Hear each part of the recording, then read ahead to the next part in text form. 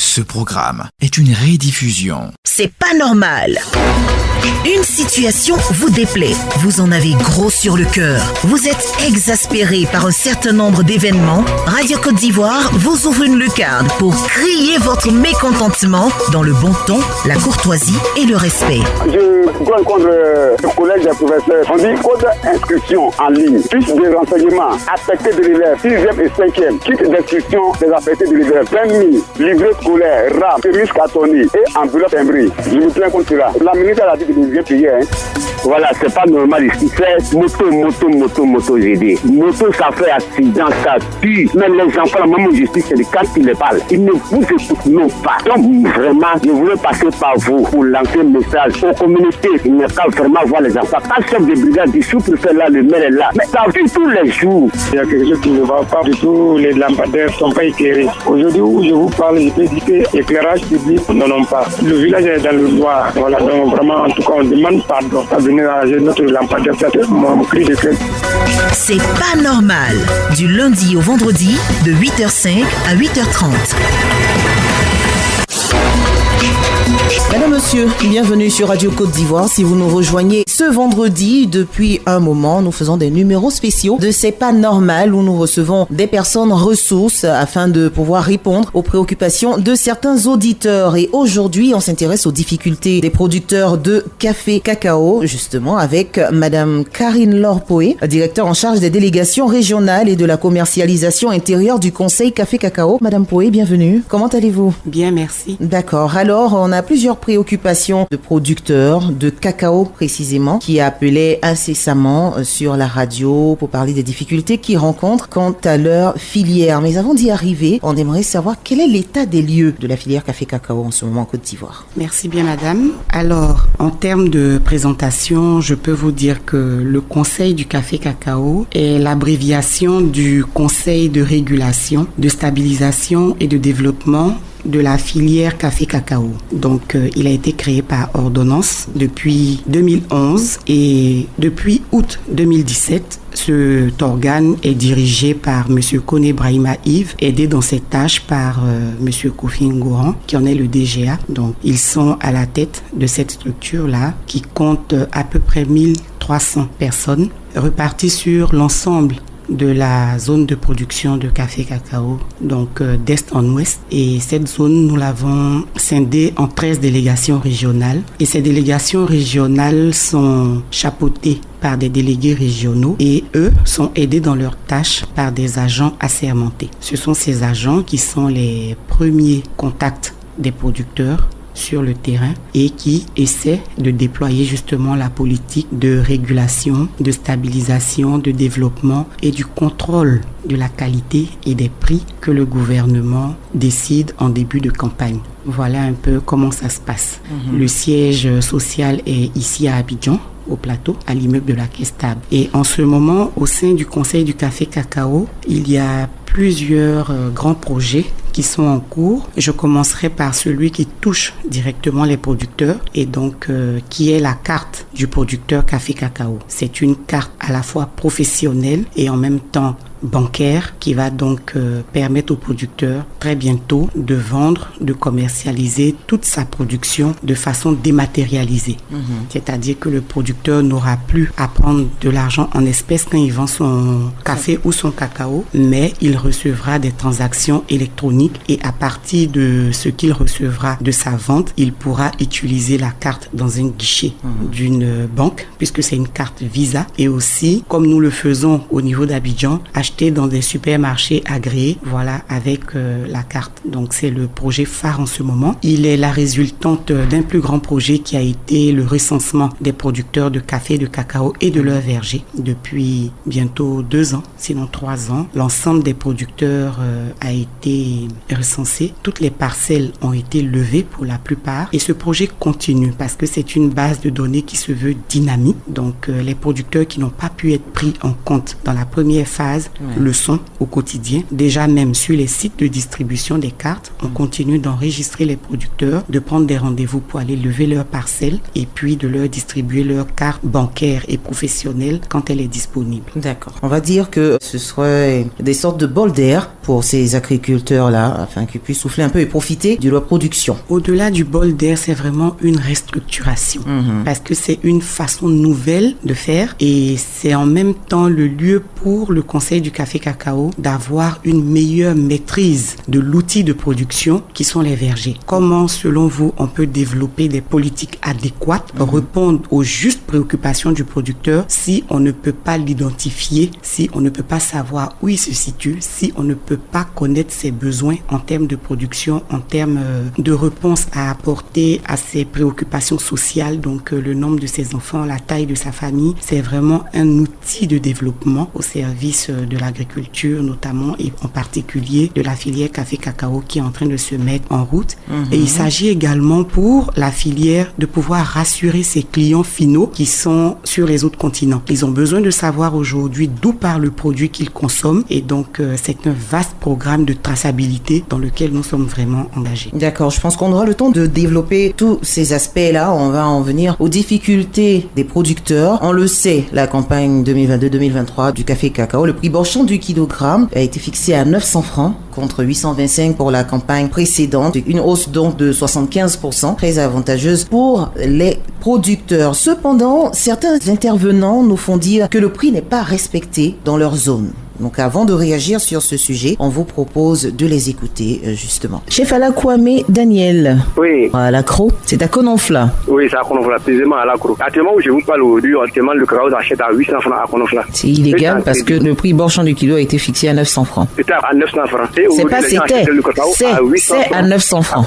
Donc voilà pourquoi je dénonce. Merci de dénoncer ce fait. Kwakuka Navarro de Kanzra. 5 km de Kanzra, Pajokrodo. Plus de cacao entièrement à Pajokrodo, le prix est descendu jusqu'à 700 francs. Donc le temps n'est qu'à essayer de voir la région de Kanzra. On va aller à Biancouma avec Messao. Ah, monsieur, vraiment, c'est pas normal parce que le gouvernement a donné le prix Borchamp de 900. Maintenant, même, les gens font 850. Nous, vraiment, on ne sait pas comment on va faire. Donc, nous, on demande à l'État de bien surveiller ça parce que quand c'est pour nous les planteurs, moi, je peux dire l'État ne s'occupe pas de ça trop. Sinon, la chose qui est déjà fixée à 900 francs, c'est ça. Pourquoi les gens prennent à 850 puis ils disent qu'au port, c'est surchargé, tant et trucs. Mais on nous dit toujours que les contrôleurs, les agents contrôleurs sont déployés sur tous les territoires. Mais on ne voit personne. On appelle toujours, ça ne change pas.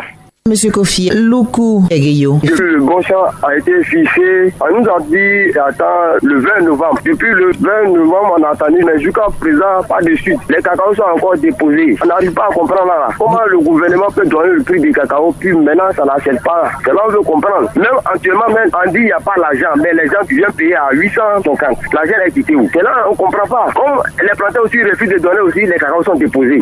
D'accord. Et voilà les différents intervenants. Parmi tant d'autres, on a même Tabac Mathieu qui nous appelait également de Gueyo assez régulièrement pour nous dire que depuis le 1er octobre, les acheteurs de produits ne respectaient pas le prix du cacao qui était fixé à 900 francs. Ils prennent le cacao, ils font des avoirs et ils n'ont pas l'argent en retour. Madame Poé, on a pu les entendre. Que pouvez-vous répondre à cela? Merci. Je voudrais donc retenir quelques mots dans les interventions. On dit, on nous dit, on ne comprend pas. Oui. On ne sait pas pourquoi. Ça veut dire qu'ils n'ont pas d'informations. Ils n'ont pas la bonne information. Ouais. Ils n'ont pas la bonne information. Et il y a un élément aussi que j'ai pu noter. C'était un des intervenants qui disait, quand il s'agit des producteurs, le gouvernement ne s'occupe pas et tout. Et je souhaiterais vraiment rectifier cela. Je pense que le producteur de café cacao et le producteur agricole en général est au cœur de l'activité du gouvernement. Pour preuve, vous l'avez souligné vous-même, le prix du cacao a connu une hausse. Le gouvernement aurait pu pratiquer le même prix ou décider du même prix que la campagne dernière et laisser le producteur et les autres acteurs, continuer leurs activités tranquillement. Mais le souci du gouvernement aujourd'hui est de pouvoir donner aux producteurs au moins 60% du prix international. Mais quand vous prenez les calculs pour la campagne qui est en cours, c'est plus de 70% que le producteur perçoit. Et donc, il y a tout un mécanisme pour déjà définir ce prix, mais aussi pour le faire respecter. Donc, je disais tantôt que c'est un problème de communication, d'information. Et à ce niveau-là, nous avons commencé, et c'est toujours en cours au niveau des délégations régionales, de grandes tournées de sensibilisation. Et cette sensibilisation commence Par les acteurs, je vais dire de l'administration en général, parce que nous travaillons en étroite collaboration avec les préfets de région, préfets de département, sous-préfets et tout. Ils sont quand même la représentation directe de l'État sur le terrain et il est important qu'on leur donne la bonne information pour que eux, à leur tour, ayant la possibilité de parler avec tous les acteurs, ils puissent également donner la bonne information. Donc, ces tournées de sensibilisation ont commencé dans les 13 délégations régionales qui sont situées généralement dans des régions. Nos 13 délégations s'adossent à des régions. Je ne vais pas les citer ici. Vous pouvez aller sur le site du Conseil du Café Cacao et donc voir où ces 13 délégations sont situées exactement. Après les réunions régionales, il y a eu des réunions au niveau des départements. Après ces réunions de sensibilisation départementale, en ce moment, les délégations régionales sont en train d'organiser d'autres rencontres au niveau des sous-préfectures et ça va s'étendre aux grandes localités. On appelle localité chez nous tout ce qui n'est plus sous-préfecture, qui peut être un gros village de production ou un gros village où des transactions importantes de café et de cacao sont faites. Donc, vous pouvez avoir une réunion de sensibilisation qu'on organise dans un campement, qu'on organise à proximité d'une zone de production parce que nous sommes convaincus que c'est là-bas qu'il y a le plus grand nombre de producteurs qui ont besoin d'avoir la bonne information pour savoir justement comment se comporter vis-à-vis de ce que je qualifierais d'acteurs véreux. Si vous me permettez, je peux peut-être vous dire qui sont les différents acteurs de la commercialisation, donc ceux qui peuvent potentiellement jouer sur le respect du prix ou pas. D'accord, allons-y, parce que moi je voulais aussi parler des pisteurs. Ce sont des personnes mal intentionnées dont les intervenants ont beaucoup parlé. Ces derniers-là achetaient le cacao à vil prix et comme prétexte, c'est qu'ils arrivaient là où les véhicules n'arrivaient pas pour pouvoir acheter les différents cacaos. Donc, autre acheteur véreux, Madame Poué? Oui, je dirais pas acheteur véreux, je dirais acteur. Parce que au niveau de la commercialisation intérieure, puisqu'on parle du prix Borchamp en ce moment, il s'agit de la commercialisation intérieure. Vous avez différentes catégories d'acteurs, les producteurs qui sont les plus nombreux, les sociétés coopératives qui sont des regroupements de producteurs, des regroupements volontaires, et puis les sociétés d'achat de produits café cacao. Au niveau des sociétés coopératives, vous avez des délégués de section. Les coopératives s'organisent en petits groupements autour de localités bien définies qu'ils appellent sections. Et donc, vous avez des délégués de section. Du côté des acheteurs, c'est plutôt des pisteurs. Mais là encore, il faut faire une différence entre les pisteurs qui sont codifiés par le Conseil du Café Cacao, qui ont une carte de producteur et ils ne sont pas codifiés que par nous. Cette codification se fait avec les préfets et les directions départementales ou régionales de l'agriculture. Le ministère de l'Agriculture et du Développement rural étant notre tutelle technique. Donc, sur le terrain, vous avez cet autre acteur qui coordonne un peu les activités et qu'on appelle le CDS, le comité départemental de suivi, des activités de la commercialisation du café et du cacao. Donc, ce sont ces acteurs-là qui permettent justement de surveiller les activités qui sont faites sur le terrain. Pour en revenir à ceux même qui pratiquent l'achat, il y a donc les acheteurs et les coopératives. Toutes les coopératives sont codifiées par le Conseil du Café Cacao. Tous les acheteurs sont agréés par le Conseil du Café Cacao. Leurs démembrements qui sont les pisteurs pour les acheteurs et les délégués de section pour les coopératives sont également codifiés. Chacun est reconnu, existe dans notre base et a une carte qu'il doit présenter normalement au producteur. Laissez-moi aller un peu plus loin. Au niveau de certains acheteurs, il y a des pisteurs qui travaillent avec d'autres personnes qui sont généralement connues sous le nom de coxers, mais que les gens appellent par abus pisteurs. Et ces coxers, ils ne font pas partie de notre base de données parce qu'ils ne sont pas identifiés et les pisteurs ne les déclarent pas parce que c'est pas des acteurs reconnus en fait. Et c'est eux très souvent qui n'ayant pas de code, qui ne peuvent pas faire l'objet de sanctions, pratiquent des actes au détriment de nos producteurs. D'accord. Et ce qui fait qu'ils n'arrivent pas vraiment à vendre leur production normalement. Parlons justement de cette mévente. On a un élément sonore qu'on va vous faire écouter et puis certaines interventions de certains auditeurs que nous avons également relevées. Il y a monsieur Dibindri qui n'arrivait pas à écouler son cacao. On l'écoute. Dibindri est à Ketasso. Alors, vous êtes à quelques kilomètres de Ketasso? Oui, je suis à 5 km de à Numukro. À Numukro. Actuellement, je pense qu'ils ont donné le prix, mais l'achat, c'est lent. Là, on ne comprend rien. Les gens rentrent, on ne gagne rien. Tu veux le prendre sans crédit.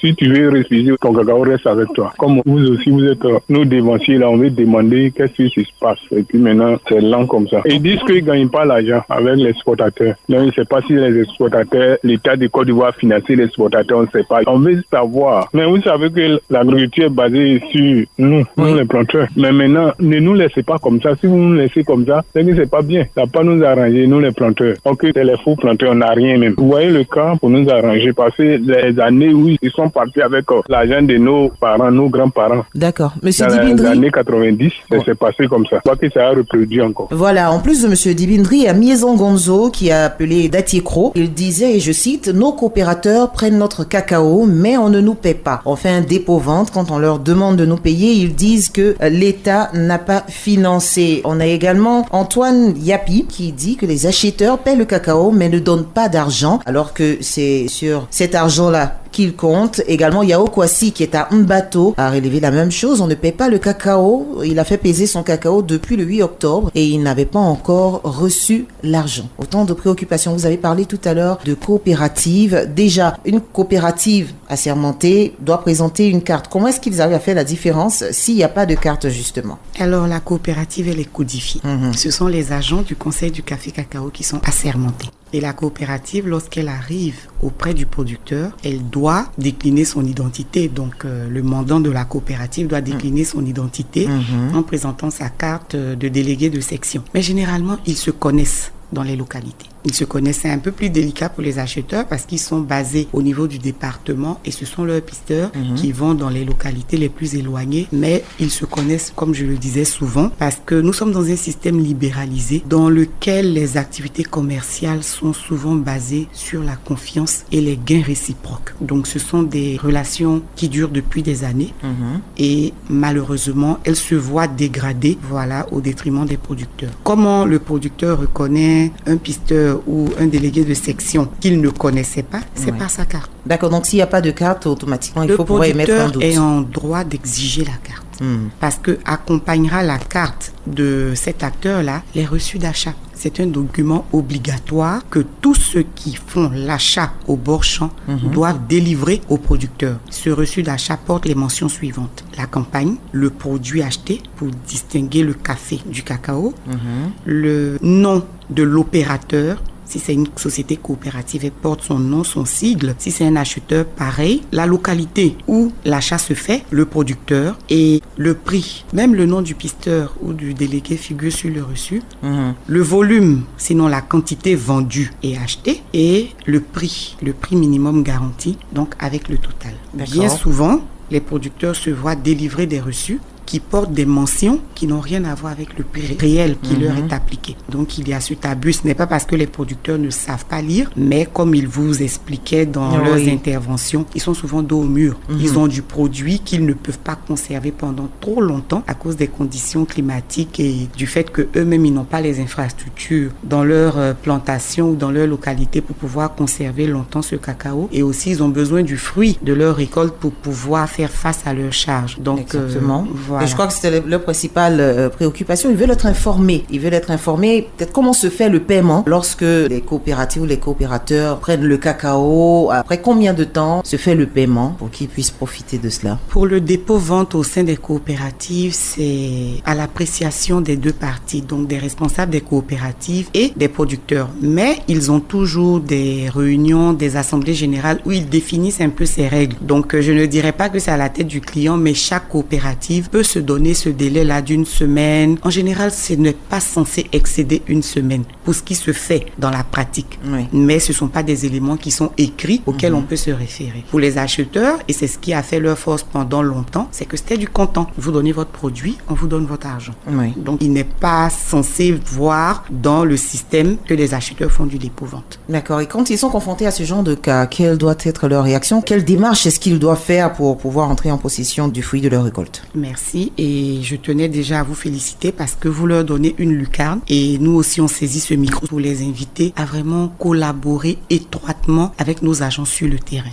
C'est vrai que nos agents font un maillage de la zone de production, mais si vous démultipliez le nombre de localités, ça ne sera pas évident. Ça ne sera pas évident d'avoir un agent du Conseil du café cacao à chaque fois qu'une transaction se fait. Donc, il s'agit pour eux de se rapprocher des délégations régionales, de prendre la bonne information et surtout d'avoir le courage de mettre des noms sur les personnes qui les spolient de leurs gains. Parce que des sanctions sont prévues. D'accord, parlons justement des sanctions. Lorsque le prix Bonchamp n'est pas respecté ou qu'il y a les coxaires, en griffe, mettez la main sur les coxaires, que dit la loi à ce niveau-là? D'accord. Cela pourra peut-être motiver ces agriculteurs qui n'arrivent pas encore à rentrer en possession de leurs gains de mettre des noms justement quand ils viendront se plaindre. D'accord. Il y a plusieurs niveaux de sanctions. La première sanction, c'est déjà de payer au producteur le juste prix. La deuxième sanction, c'est que l'opérateur qui s'est rendu coupable du non-respect de prix paye une amende à l'État de Côte d'Ivoire et ensuite des poursuites sont engagées contre cet opérateur lorsqu'il y a une récidive. Donc la première étape, c'est que le reçu d'achat étant contrôlé, ayant vérifié la véracité des propos du producteur et tout, l'opérateur, quand je dis opérateur, coopérative ou acheteur, est obligé de payer au producteur la différence. Ça, c'est la première des choses. Et il paiera une taxe à l'État du Côte d'Ivoire par le truchement du Conseil du café cacao pour n'avoir pas respecté des règles auxquelles il s'est lui-même engagé en choisissant la profession d'acheteur de produits ou de coopérative de café cacao. Alors donc si on veut résumer, ces agriculteurs-là qui ont fait des mois sans être payés après avoir écoulé leurs marchandises, ils peuvent se rapprocher du conseil régional et poser une plainte ou est-ce qu'ils doivent suivre une certaine procédure? Oui, de la délégation régionale du Conseil du café cacao. Donc nos agents sillonnent les localités tous les jours. Ils peuvent parler avec le premier des agents qu'ils rencontrent. Et je pense que toutes ces plaintes-là qui nous ont été remontées aussi font l'objet d'une étude, à savoir comment faire pour capter justement toutes ces plaintes et avoir des réactions au bon moment. Peut-être comment assurer au producteur une dénonciation qui le protège. Oui. Parce que très souvent, celui qui a le courage de venir dénoncer un opérateur est pris à partie par les autres producteurs. Voilà, qui lui reprochent le fait justement de mettre à mal la commercialisation parce que autant avoir un peu que rien du tout. Mais ils n'ont pas à céder à ce chantage. Ils n'ont pas à céder à ce chantage. L'État de Côte d'Ivoire prend les dispositions pour qu'il leur soit payé un juste prix. L'État continue de se battre dans toutes les instances pour que justement on leur paye un prix décent qui respecte l'effort qui est fait et qui leur permet surtout de vivre de leur activité comme tout opérateur économique. Et donc pendant ce temps, ils doivent juste patienter, ces producteurs? Non, je n'ai pas demandé qu'ils patientent, j'ai demandé qu'ils se rapprochent du Conseil du café cacao, qu'ils aient le courage de nous dire exactement ce qui se passe, surtout qui sont les concernés, et le Conseil a les moyens de faire réparation. D'accord. Tout comme aussi, ils peuvent aller se plaindre quand le prix n'est pas respecté, quand peut-être leurs collègues achètent à vil prix, mais livrent leur cacao à vil prix, et pour ce faire, on ne respecte pas le prix Bonchamp à leur niveau. Tout à fait, tout à fait. Ils peuvent le dénoncer.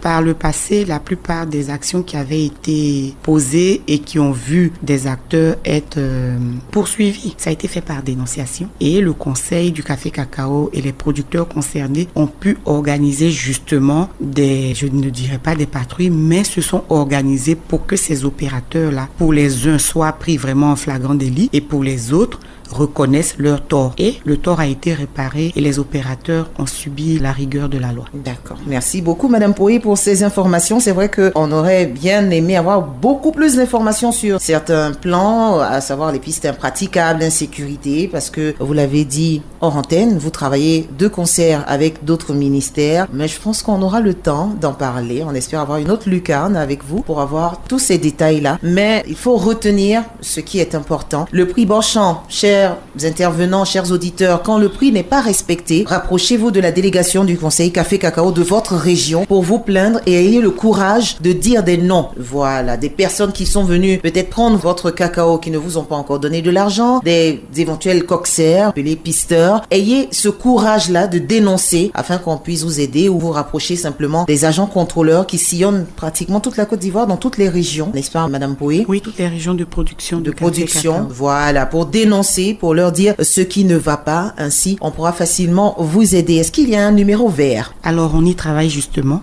C'est ce que je disais tantôt. Comment renforcer la sensibilisation et l'information du producteur. Ce numéro ne permettra pas seulement de recevoir leurs plaintes, mais un système est en train d'être mis en place par la direction de la communication pour que les producteurs aient la bonne information. Aujourd'hui, tous nos producteurs ont la possibilité de consulter des messages, que ces messages soient audio ou écrits. Donc, on travaille à ce que la sensibilisation, la communication soit renforcée pour que justement, ils sachent quoi faire et comment le faire à tout moment. Et ce plan d'action, est-ce qu'il y a un deadline? Ça va commencer sous peu ou... Oui, je peux vous dire que ça va commencer sous peu. Et en attendant que tout ce plan-là soit déployé, on se réfère toujours à notre base de données, comme je disais tout à l'heure, le recensement. Dans le recensement, on a des numéros de téléphone de tous les producteurs. Ils sont près d'1 million, donc ils recevront les messages en début de campagne. À chaque fois qu'il y a une action particulière qui est en train d'être posée à leur endroit ou même pour attirer leur vigilance, ce sont ces numéros que nous allons utiliser pour interagir. Et je profite donc de votre micro pour les inviter encore à continuer à se faire recenser. Que tous ceux qui se disent responsables de producteurs dans un petit village, dans une localité, les rassemblent, qu'ils fassent les listes, qu'ils les apportent au niveau des délégations régionales pour qu'on leur dise à quel moment exactement on peut soit aller vers eux pour les recenser, pour lever leurs parcelles, ou à quel moment ils peuvent être présents lors des distributions des cartes aux producteurs déjà recensés pour qu'ils puissent eux-mêmes apprécier ce qui se passe. Et ces cartes-là vont résoudre le problème d'insécurité dont vous parliez, parce qu'un pisteur ou un délégué de section va vers les producteurs avec beaucoup d'argent. Mais tout cela sera dématérialisé. Il aura l'argent dans un terminal. Le producteur recevra son argent sur une carte et l'insécurité va forcément diminuer dans nos zones de production. Merci beaucoup, Madame Karine Lompoé, pour toutes ces informations et j'espère que nos chers producteurs ont pris bonne note. Je rappelle que vous êtes directeur en charge des délégations régionales et de la commercialisation intérieure du Conseil Café Cacao et vous étiez avec nous pour répondre à ces difficultés majeures des producteurs de café cacao. Madame, monsieur, c'est tout pour ce numéro spécial de C'est pas normal.